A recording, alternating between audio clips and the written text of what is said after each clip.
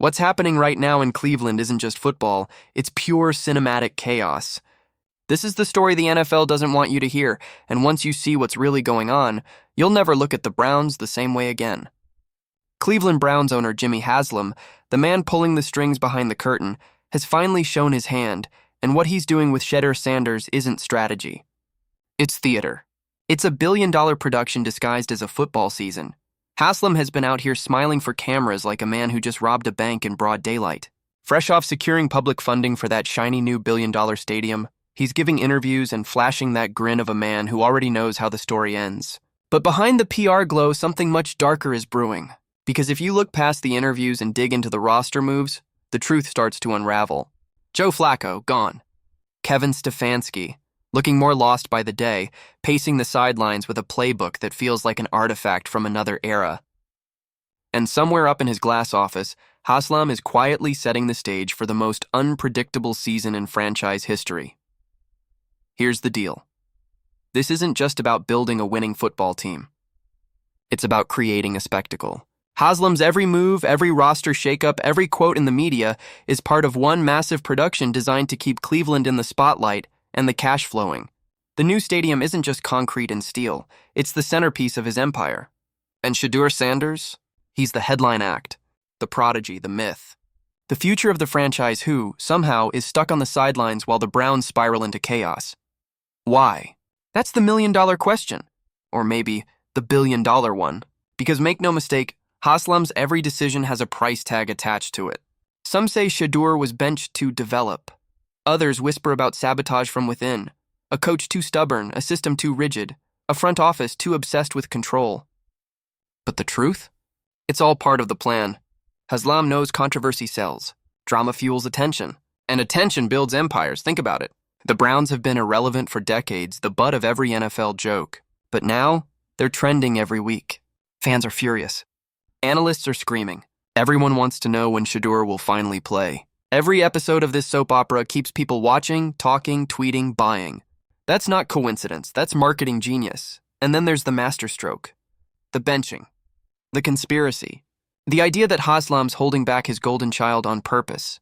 It sounds insane until you realize it's working. Every week that Shedeur stays off the field, his legend grows.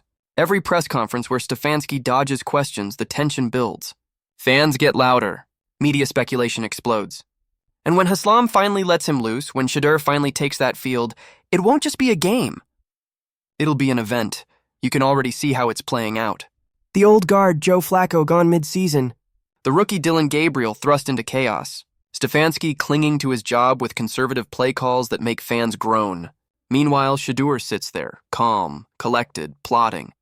He's the storm behind the silence, the ticking time bomb waiting to go off. And when he does, Cleveland won't just explode. It'll transform. Because this isn't about football anymore. This is about control, perception, and power. Haslam isn't building a team. He's building a brand.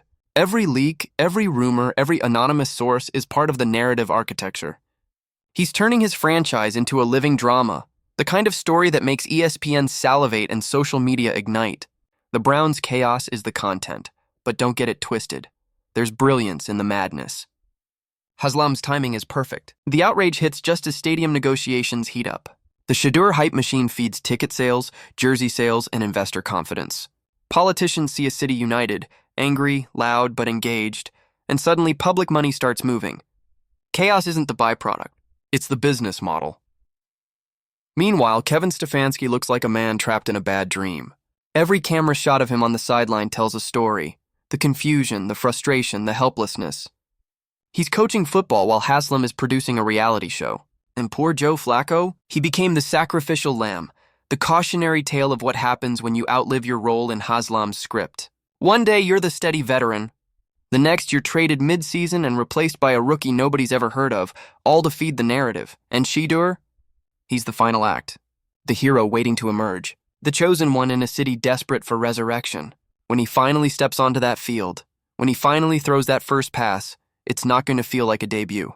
It'll feel like a movie premiere. Every camera will be locked in. Every sports network will stop everything to cover it. And in the owner's box, Jimmy Haslam will be smiling that same infuriating grin.